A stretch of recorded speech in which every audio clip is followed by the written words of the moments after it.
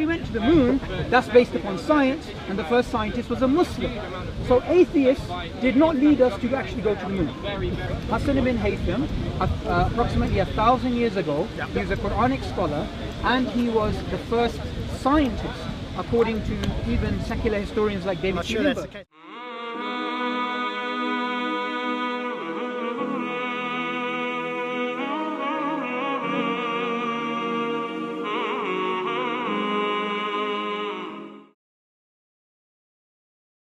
So how would you explain the fact that people want to turn towards God? This is a universal thing we have. By universal, I don't mean literally every single human being, but every single language pretty much has a word for God.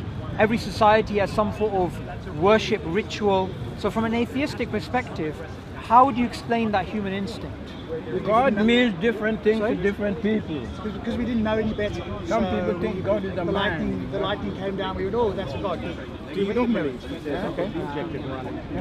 So it's God of the gaps. Yeah, so there's a God there to explain things we don't know. Sure. Means different Now, things to different people. if that is the case, then we still have people believing in God even after the scientific revolution. And also, the belief in God is not just based upon logic. So, for example, somebody may say there's lightning that took place, so I don't really understand how this phenomena works. Therefore, I posit a creator. And some people have done this, it's known as God of the gaps. But a lot of other people, they don't even go that far. They say, I believe in God because it just feels right. They don't use inference or logic. It's just something within them. So how do you explain that instinct, not inference? Why do you think it's an instinct? Well, there's a lot of evidence for that, actually. Psychologically, we know that Sorry? Give me some. Well, there's some research that was done a few years ago on Japanese school children, which showed that there's a tendency of children to basically incline towards theism. And there's a book published. What's it called? There's a book published by Oxford University called "Why Would Anyone Believe in God?" It's by Professor Justin Barrett of Oxford. And what he basically does is he, according to studies, says there's a natural inclination for people to believe in God. And likewise, there's Dr. Olivia Petrovich again from Oxford, and she's an atheist. And what she says is this. She says atheism is an acquired position, right? By default, there is a theistic inclination in children. She's a development psychologist. The interesting thing is, she herself is an atheist, and she says atheism is an acquired position. So my question to you is, as an atheist, how would you explain that innate instinct? Okay, so I reject your claim that it's innate. And both of your examples, there's been refutations posted online and sent to yourselves. I don't know if you've got them on both of those. Sent to IERA, etc. Sure. On this from Essence of Thought and others. Sure. So the claims are not what you claim, that they have an innate disposition to theism. What they have got is an innate disposition to believe in the supernatural and the superhuman. Okay, that's very fine. different. Okay, but so then you make an inference that it's a supernatural thing. That's not Sure, the case. sure, but when we're here to have a discussion, it's very easy to throw out authorities and say Essence of Thought refuted you or whatever. What I want you to do is this. I want you to explain to me what you just said right now, which is that there is an innate disposition to believe in supernatural. Right? I didn't say that. I said superhuman. Superhuman. Okay. So in other words, superhuman. So, if there's an innate disposition to believe in something superhuman, something supernatural according to them, okay? Let's stick on that because we agree there. we agree that it's superhuman abilities. Yes. Okay, they use the word supernatural. Okay, that's what Dr. Olivia Petrovich uses. That's what Dr. Justin Barrett uses. Sorry? I don't think that's true, but let's assume that it is. Okay. But do you know what the experiment, or one of the experiments was? Okay, wait. Let me just do this for a second. Before we move on, I just want to correct something that you tried to do, which is when you didn't have an answer, you just decided to throw out an authority. That's why I'm challenging what you're saying. What did I not have an answer? Because when I asked you, why is there this instinct to believe in a creator? Yes. And I gave you some research for it, right? You just said, well, Essence of Thought refuted this, and this isn't exactly what they're saying.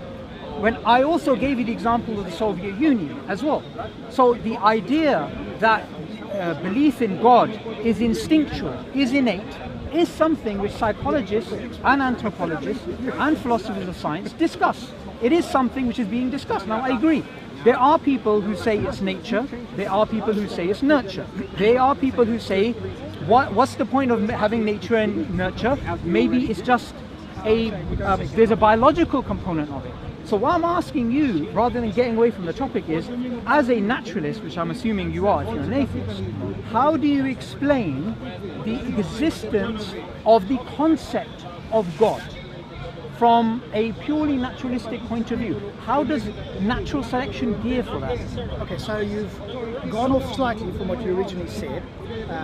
You originally said that young children, because it's not everybody, is it? So it's young children have got an innate disposition towards it. Well, the Soviet Union, which I was referring to, the study, they didn't say young children or old children. What they did say, according to Pew, is that after the collapse of the Berlin Wall, the belief in God actually increased in Ukraine, in the Soviet satellites, in Russia itself.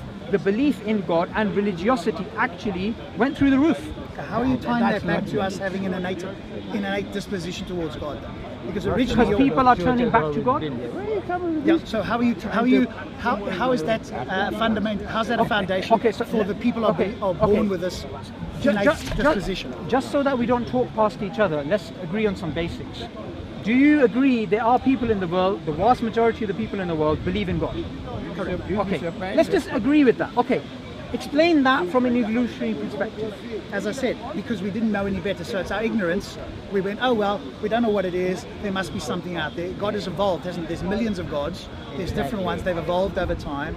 And today we have generally the Abrahamic religions, which is like a single God.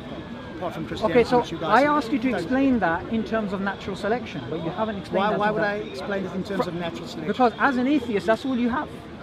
Your claim was that we have an innate disposition towards God, and I asked you, give me some evidence. Well, the evidence is the vast majority of people believe in God. Can the vast majority of people be wrong? Yes. Okay, so that throws that argument. You're forgetting something. No. You're misrepresenting my argument. I'm not saying the vast majority of people believe in God, therefore belief in God is correct. I'm saying the vast majority of people believe in God. So from an atheistic perspective, how do you explain that? I've just told you. If the vast majority of people didn't believe in God, would that make God not exist? Or would it be innate if the vast majority didn't believe in God? Because you seem to be claiming like an ad populum fallacy, which is because lots of people believe something, I need to explain why lots of people believe it. Okay, yes? wait, hang on. That's not a fallacy, and you're just throwing out that fallacy without actually understanding it. Scientists, what they do is they take a popular phenomena and they try to explain it. That's what evolutionary psychology is about, correct? Right? So what's wrong with me saying the same question which Steven Pinker or somebody else would say? Why does religion exist? That's essentially what I'm asking you. And I've told you, I mean, do you want me to repeat it again? Well, I'm saying your explanation is not in line with your worldview. Why not? Because your worldview is a naturalistic worldview, correct? Yes. So you have to explain everything naturalistically, correct? Sure. So can you explain that naturalistically? How does it give us survival value to believe in God? How does it make sense? I'm not an evolutionary biologist or an evolutionary psychologist, so if you want to ask me the specifics, all I can tell you is... But you believe in that, right? I believe in what? You believe that we evolved. Yes. That we evolved by natural selection. Yeah. You believe that, okay? So since you believe that, why do you give me an explanation of why you believe that? Why do I give you an explanation? No, why don't you give me an explanation in line with your worldview or where that belief came from? Which belief? Okay, let's just go on to so basics. You're moving off to evolution. Your original claim to me was we have an innate nature to believe in God. And what did I say? You cited some studies. And what did I say? And I rejected that, and I said to you, those studies do not. Okay, do you know what we'll do for the sake of argument? We'll throw those studies out. We'll agree on something that I don't think you'll disagree with, which is the vast majority of people believe in God. Okay, so now we have a popular phenomena which we need to explain. Sure. Okay, now from an atheistic perspective, that there's no God and natural selection explains human evolution, right? How do you explain the fact that people believe in God? That was my question. Yes.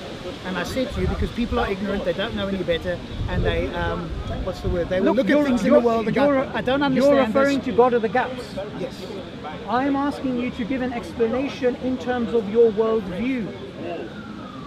Have I not just given it to you? No, you haven't. Okay. Well, So you've actually, give me a clue as to what you're looking for. okay, what I'm looking for is this. If I was an atheist, what I would say is, well, I have to explain this using naturalism. So if I have to explain this using naturalism, I have to explain a belief in God in terms of survival and reproductive value, which is what Richard Dawkins tries to do, which is what Steven Pinker tries to do, which is what I would expect an atheist to do, rather than speak about God of the gaps. That's totally irrelevant. So you want me to give you information on evolutionary biology or evolutionary psychology? No, I want you to give me information which is in line with your worldview, because you believe that worldview to be correct. Sure. So I ask you a question. I don't know what you want me to give you. What words do you want to give me? I think that people have evolved over time, and over that period of time, when they couldn't explain something, they went, look up there. Like if I was born 500 years ago and I didn't know how electricity or lightning formed, I'd go, my word, that looks like that could come from a god or something, because I can't explain it. It's very powerful. Maybe it's a god that did that, because I don't know. Now we understand that, we no longer do that. And the more we push back with science, the less there is an explanation required for a god or gods. Okay, so if what you said is true, and what I'm going to do now, Rob, I'm going to take what you said and I'm going to extrapolate it. What you just said is that people believed in God because of God of the gaps. And because they believed because of God of the gaps, as science is progressing, religion is regressing. Right? Is that in line with what is actually going on in the world? Seems to be. Why would you say not? Okay, here's why I would say not. According to Pew, by the year 2070, Islam is going to be the largest religion on earth.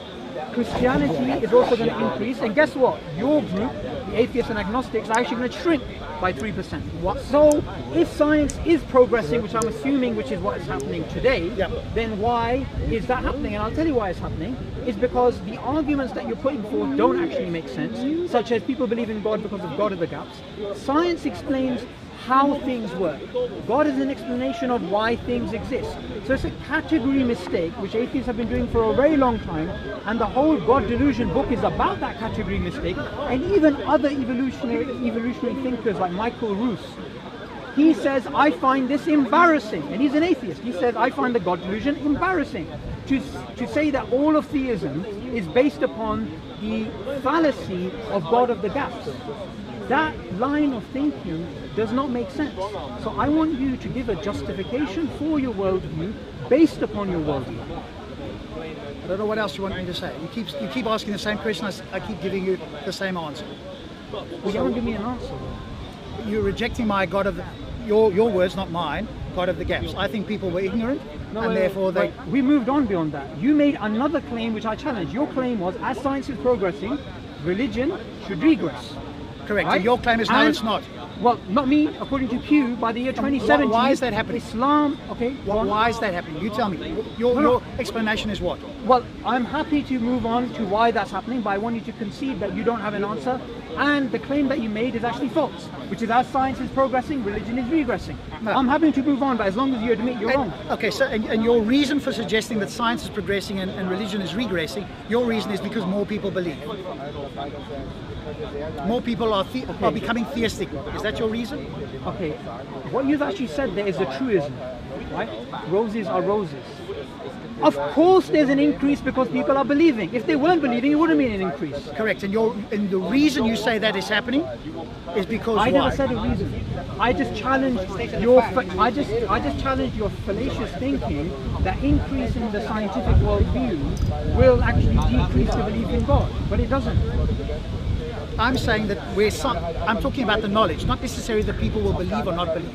So I'm talking about scientific knowledge, yes? That doesn't necessarily translate that everybody in the world... Okay, so what's your claim about scientific knowledge? That it's improving and it's growing. Would you agree with that, or would you say no? No one disagrees with that, it's improving. But your claim was, it's growing and religion is going down. Apparently science is what I mean by that is... So you're basically claiming that the more we discover about science, the less we're going to believe in God. Correct. Okay, but that hasn't happened. Yeah, that's the point. And the other thing is, the scientific method came together. It was actually made by a Muslim, Hassan ibn Haytham, approximately 1,000 years ago. He was a Quranic scholar, and he was the first scientist, according to even secular historians like David I'm not C. sure Limber. that's the case, but what's that got to do with anything? No, that goes totally against your claim, because if what you're saying is correct, then an atheist should have come up with a scientific method, not the Muslim. And what was... And atheists haven't done much, frankly. Trying to separate Oh, you science haven't and sent us to the moon, haven't done every technological advancement on the Okay, planet. wait. Let me tell you, right? That's actually totally false because of two course it reasons, is. right? Number one, we went to the moon based upon Newtonian mechanics. Guess what? Isaac Newton was not an atheist. He was a devout Are you Christian. kidding me? And the greatest thing that he believed he achieved in his life was to die a virgin, right? He was not an Sabua, atheist. are you kidding me? Two. Secondly, the scientific method, its product is space exploration. So if we went to the moon, that's based upon science, and the first scientist was a Muslim. So atheists did not lead us to actually go to the moon. Okay, so you've made an awful fallacy. You've said because Newton was a Christian, therefore Christianity is true, or Christianity is the basis, or something about Christianity and science. Okay. Anybody? Anyone watching? Did I say that? didn't say that. Did I say that? No. Okay, do you Did want I to say ask that? everybody else? Anybody else put up their hand? Do you want to speak to me, or do you want to have an audience I want participation? some independence. I'm just really. You told baffled. me that because Newton discovered the laws, what? He wasn't an atheist. No. So what? Your claim was we went So to the what? moon. We went to the That's moon. completely irrelevant. Wait, okay, wait. What I want you to do is this. Take a step back, think about it. What have atheists actually done? They keep talking about science, science, science, you know, woo, woo, woo, we're all about science. But what have you guys actually done? That's what I want to know. All the technological advancements Go on the ahead. planet. Anything Go you ahead. want to talk about. Go ahead. Okay, Because- so because- tell me this, okay? If atheists are the people who we should be looking up to and they are supposed to be holding up science as a banner, why didn't they come up with it? Why were the founding fathers of the fields of physics, chemistry, biology, psychology, sociology, anthropology theists? Because that was Why? the dominant... No, wait, let me Oh, finish. no, yes, Then I'll carry ask on. you a question. Now, in the 20th century, when we've made so much progress, you guys have decided to come out of your caves and say, well, this is all due to us. And I'm kind of like, that's rich. That's really rich. Where were you for the last 1,000 years? We were all theists, or we were all hiding from theists, weren't we? What? Okay, we So agree in- you guys were so in in the caves, Newton's- right? in But while you were in Newton's the time- cave, why couldn't you come up with a scientific method? Yeah, stop shouting. Stop shouting. No, Just take it no, easy. No. Because this is No, an audience wait. play for you. Just stop shouting. Wait. All Your claim was, all I'm here where to was- do. No, shall I tell you why I'm speaking Keep to you like speaking, this? keep speaking, Because keep speaking. you come to Speaker's Corner, and I've seen this a lot. I've even Yes. seen your videos. Good. You come and you try and confuse people with your nonsense. So I decided today I'm going to So you're walk gonna up come to you. and- I'm going to walk you're gonna up come to and you, set me and I'm straight, going are to you? get you to speak about your worldview on your own platform, and let's see if you actually know what you're talking about. So if you want me to speak a bit more calmly, I'm going to speak like a Quaker from now on. Good day, sir. Go ahead. Okay, take it easy now. Your claim was that where were all the atheists prior? And now we've come out of our caves, to use your word, and we're claiming credit for all the scientific discoveries. But You are. your claim is that no, theists did all of this, and we should therefore be subservient, or theism is in some way justified to be linked with science. No, I never said that. What is your claim about theism then? You made the claim, sir, that science is somehow linked to atheism, right? You linked the increase in scientific knowledge to a decrease in belief in God. All I did was challenge that. Okay, now- I didn't. I'm going to be a Quaker, so if you interrupt me, I'll stop. So that's not what I said. I said science is pushing back. In other words, the knowledge, where science is increasing, is pushing back the religious. In other words, some of the religious claims. I'm not saying that people in the world don't believe in God. Can we get that distinction? Okay, so let's clarify. What's your claim? Your claim is science is getting rid of the intellectual foundations of religion. So science is giving us a better understanding of the natural world, whereas in the past we would have looked towards a god or gods as an explanation. Now science is explaining things, and we need to less and less look towards the god. That does not mean that people are not going to believe in a god. That's the But distinction. That is predicated on the assumption that people believe in God because of God of the gaps, Sure. right? Where on earth did you get that from? Everybody that I speak to here, everybody that I speak to, whenever they bring up something about science, So you're they want to judging- include, they you're- want to put God in wherever they can. Remember, So I'm be not- it consciousness, rationality. How did evolution get started? The Big Bang, science, cosmology, anything where we don't yet have an answer, now we can insert God. Where we have an answer, nobody here is going to claim that God is creating like me. Why? Because we now have an understanding. Okay, so your belief that people believe in God because of God of the gaps is based upon your conversations in this corner with people there. It's well, when we look back in history, isn't it? We can look back in history as well, and we can go, hey, people were mightily ignorant about virtually everything in the natural world. When? All the time in history. No, that's not true. So we didn't know about that's the germ disease. We didn't know that the Earth orbited the Sun. We didn't know there was more than one galaxy. Okay, I mean, go on with a zillion things. Evolution, whatever it is. One second. Now, there's one fallacy which we need to move away from and move on to another fallacy, which is about the ancients. Did you know the Greeks calculated the circumference of the Earth? Not the Greeks, one guy, Eratosthenes.